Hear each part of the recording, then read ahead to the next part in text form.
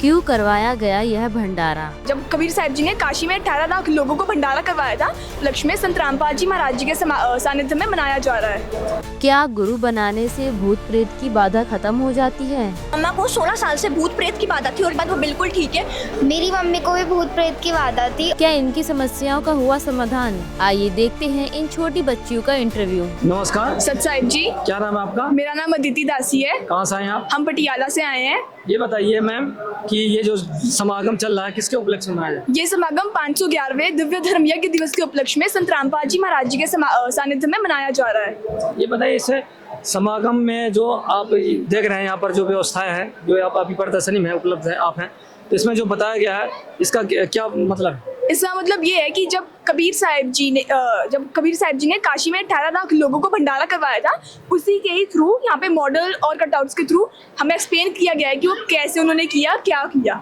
वो सब हमें एक्सप्लेन करा गया है यहाँ पे प्रदर्शनी में। नमस्कार सत साहिब जी, आपने संत रामपाल जी महाराज से क्यों नाम उपदेश लिया और भी धर्म गुरु थे, बताइए। संत रामपाल जी महाराज जी से हमने इसलिए नाम उपदेश लिया क्योंकि संत रामपाल जी महाराज जी जो ज्ञान बता रहे हैं वो according to our holy book से, और जो बाकी धर्मगुरु ज्ञान बताते हैं वो खुद के मनमाना आचरण बताते हैं। जैसे कि इसका प्रमाण हमें श्रीमद् भगवत गीता में देखने को मिलता है। श्रीमद् भगवत गीता अध्याय 16 श्लोक 23 और 24 में प्रमाण है कि जो मनमाना आचरण करते हैं ना तो उनको मोक्ष हो सकता है, ना उनको गति होगी, ना उनको सुख प्राप्त हो सकता है। तभी हमने संत रामपाल जी महाराज जी से नाम दीक्षा ली।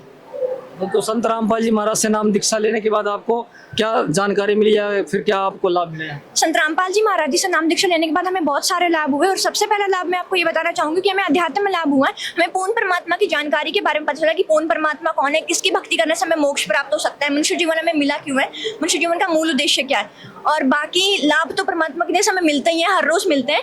और मैं आपको ये बताना चाहूंगी कि जब मैं 10th में थी, मेरे बोर्ड एग्जाम चल रहा था, तो उस टाइम मैंने ट्यूशन ले रखी थी, कंटिन्यू ट्यूशन और कोचिंग एक साथ चलता था मेरा।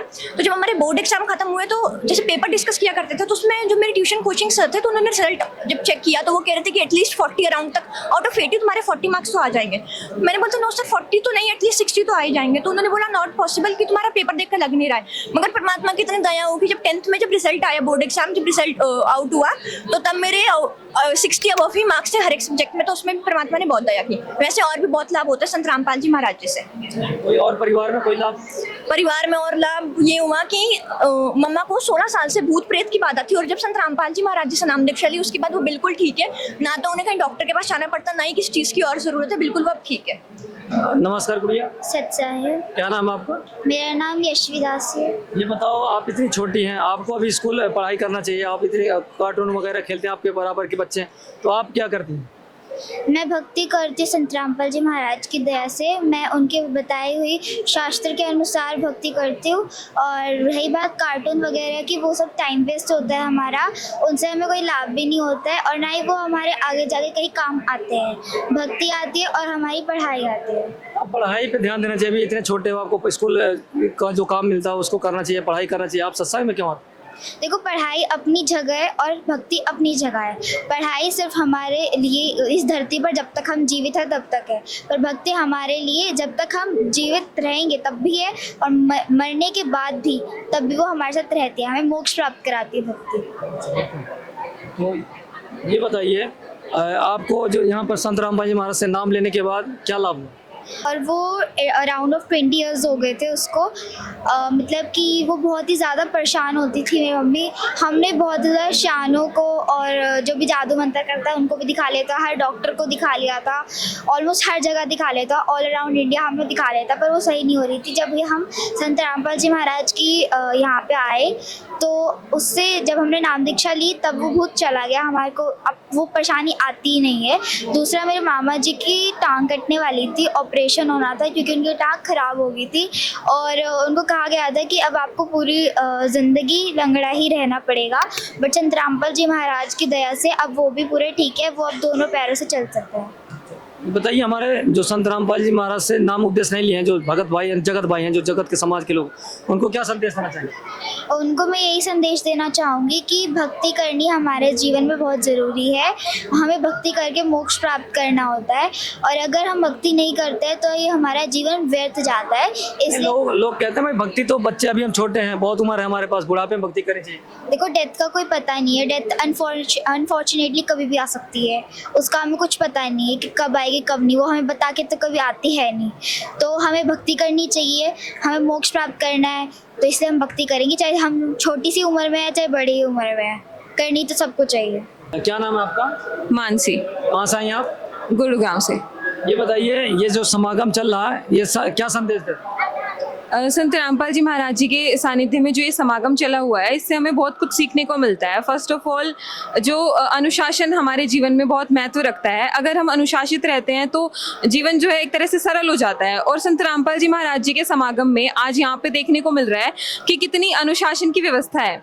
यहाँ पे इतने सारे लोग आए हुए हैं, किसी भी प्रकार की अनुशासनहीनता यहाँ पे देखने को नहीं मिल रही है।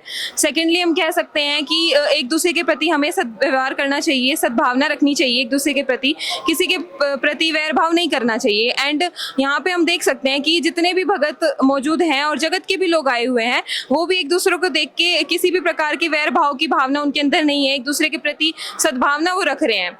उसके बाद हम ये भी देख सकते हैं कि किसी प्रकार का भेदभाव नहीं हो रहा जाति पाति या धर्म के आधार पे, जो कि आजकल समाज में चरम सीमा पर है। लेकिन यहाँ संत रामपाल जी महाराज जी के आश्रम में किसी प्रकार का कोई भेदभाव देखने को नहीं मिलता, क्योंकि हम सब जो मनुष्य हैं एक ही परमपिता के बच्चे हैं, हम सभी एक समान हैं और किसी प्रकार का हमें एक दूसरे के प्रति भेदभाव नहीं करना चाहिए, जो कि यहाँ हमें इस समागम से सीखने को मिल रहा है। एंड उसके बाद समाज में जितनी भी कुरीतियां फैली हुई हैं, जैसे नशा आज के टाइम पे जो है एक ट्रेंड में चल रहा है, और यहाँ पे संत रामपाल जी महाराज जी के इतने अनुयायी मौजूद हैं इतने बड़े आश्रम में, और कोई भी भगत नशा नहीं करता, किसी भी प्रकार का कोई नशा नहीं कर रहा। तो ये भी मतलब जो समाज से लोग जो यहाँ पे आ रहे हैं, उन्हें एक बहुत ही अच्छी सीख ये देता है कि हमें किसी प्रकार का कोई नशा नहीं करना चाहिए। और ये बताइए, यहाँ पर हमने अभी देखा कि यहाँ पर ब्लड डोनेशन कैंप लगा है और यहाँ पर दंत चिकित्सा लगा है, जो व्यवस्थाएं बनाई गई है दंत चिकित्सा का और नेत्र चिकित्सा का, तो इसके बारे में क्या कहना चाहेंगे?